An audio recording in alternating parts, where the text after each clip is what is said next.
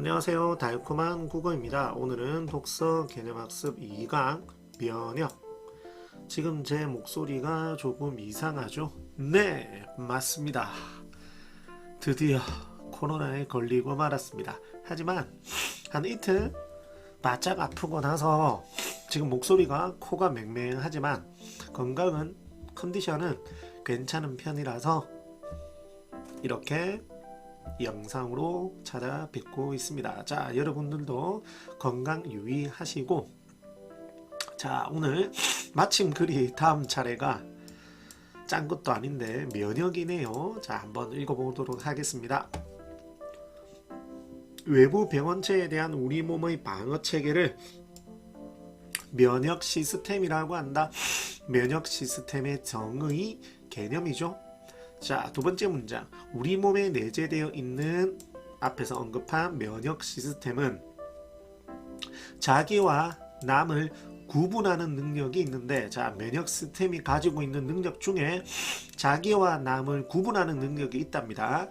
이 시스템은 바로 면역 시스템은 자기에 대해서는 여기 있는 자기겠죠. 면역 반응이 유도되지 않고, 자기에게는 면역 반응이 유도되지 않고, 그러면 남에게는 유도가 되겠죠.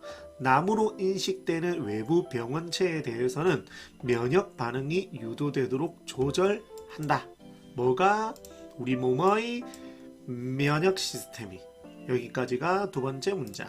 그 다음 우리 몸의 면역 시스템은 역시나 면역 시스템, 세균이나 바이러스 등의 병원체가 우리 몸으로 들어오지 못하도록 방어하고, 일단은 못 들어오게 방어를 한답니다. 그 다음 병원체가 만약에 그 방어에도 불구하고 침투한 경우 그 침투한 병원체를 직접 죽이거나 병원체에 감염된 세포를 죽여 우리 몸을 보호한다. 자, 그러면 방법은 그 병원체를 직접 죽이는 방법이 있고 병원체에 감염된 세포를 죽이는 방법이 있다. 이렇게 두 가지 방법이 있다는 겁니다. 이렇게가 문장 세 번째. 그리고 여기까지가 첫 번째 문단이었습니다. 그 다음 병원체에 대한 우리 몸의 면역 시스템은 1문단에서 언급하는 그 면역 시스템은 두 가지로 구분된다. 이 면역 시스템이 두 가지로 구분된답니다. 첫째, 첫 번째, 특정 병원체를 기억하지 않고 즉각적으로 반응하는 선천성 면역. 자, 1번 옆에다가 적어 놓을게요. 무슨 면역? 선천성 면역. 글씨가, 자, 이 첫 번째 선천성 면역은 어떤 특징이 있다? 특정 병원체를 무엇하지 않는다? 기억하지 않고 즉각적으로 반응한다. 자, 그 다음 두 번째는 무슨 면역? 후천성 면역. 무슨 면역? 후천성. 이렇게 둘로 구분. 자, 볼까요? 선천성 면역은, 자, 여기 있는 1번 선천성 면역은 병원체가 우리 몸 안으로 침투하지 못하도록 방어하는 것에서부터 아까 못 들어오게 막는 것이 첫 번째라고 했었죠. 그 다음 몸 안으로 침투한 병원체를 제거하는 과정에서, 그럼 아까 1문단에서 못 들어오도록 하는 거, 만약에 들어왔었을 때 들어온 것을 제거한다라고 했었죠. 이러한 것이 바로 뭐다? 선천성 면역이다.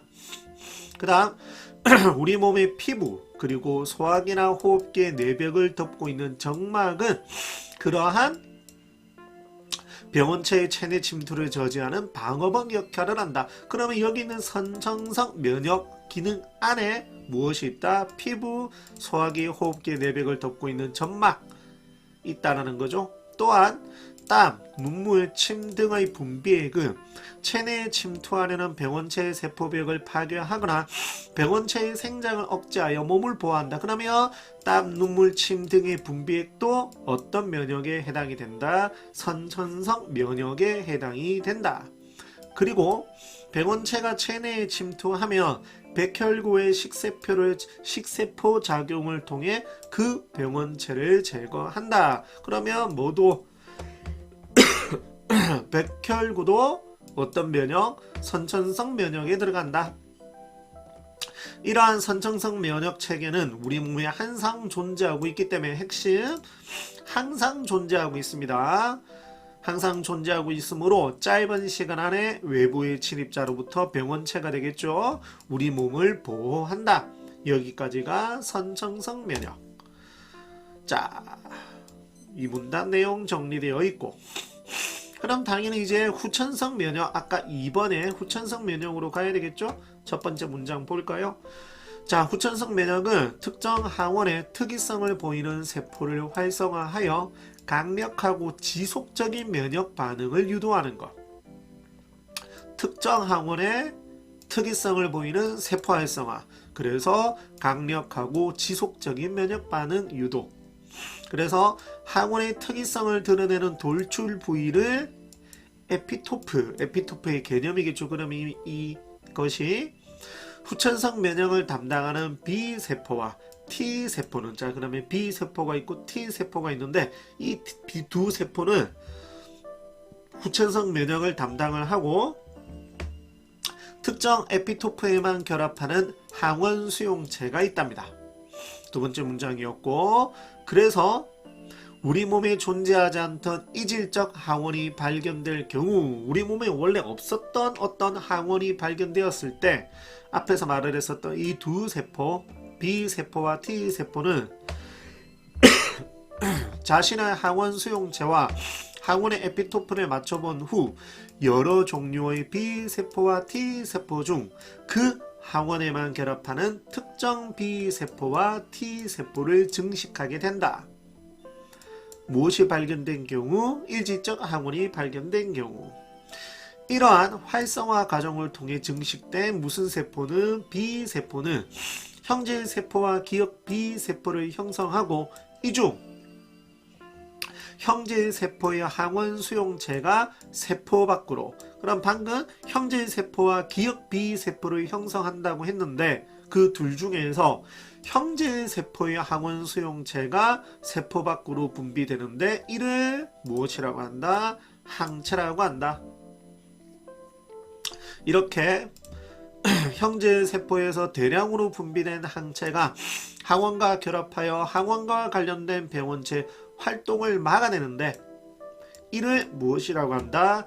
체액성 면역이라고 한다. 한편 증식된 T세포는 아까 두 가지 있다라고 했었죠? B세포와 T세포 있다라고 했었죠? 그 중에 T세포는 도움 T세포, 세포 독성 T세포, 기억 T세포를 형성하며 이 중 특정 항원에 특이성이 있는 특이성이 있는 세포 독성 T세포가 병원체에 감염된 세포를 직접 사멸시킨다. 무엇이? 세포 독성 T세포가. 이는 항체를 만들지 않고 세포가 직접 작용하여 나타나는 면역 반응으로 무엇이라고 부른다? 세포성 면역이라고 부른다. 개념이 많죠? 전부 다 기억을 해 두셔야 될 거고, 3문단 정리. 4문단 갑시다. 특정 항원에 이미 노출된 후 다시 그 항원에 노출될 때에는 면역 반응의 속도, 강도 및 지속기간 등의 큰 차이가 생긴다.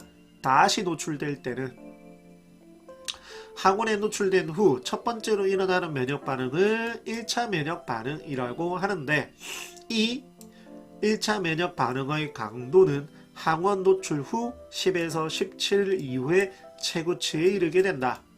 그 후 10에서 17일 이후 만약 같은 항원에 다시 노출될 경우 최고치 면역 반응에 이르는 시간은 아까 10에서 17일이었는데 2에서 7일로 빨라지며 면역 반응의 강도도 높아지고 그 지속 기간도 길어지는데 이를 무엇이라고 한다? 2차 면역 반응이라고 한다. 2차 면역 반응은 항원 접촉 후 초기에 만들어진 기억 B세포와 기억 T세포에 의해 매개되는데 이들 기억세포는 증식이 멈추어진 상태로 있다가 훗날 같은 항원과 다시 접촉하게 되면 2차 면역 반응이겠죠. 빠르게 증식하여 향상된 면역 능력을 보이게 된다. 여기까지가 사문단. 이렇게 글이 끝이 나버리네요. 그래서 해당 글은 길이가 조금 짧은, 하지만 정보량은 조금 많이 나와 있는 글이라고 볼 수가 있겠습니다. 오늘 영상도 시청해 주셔서 감사하고, 구독과 좋아요는 사랑입니다. 여러분의 구독이 저의 영상을 만듭니다. 감사합니다.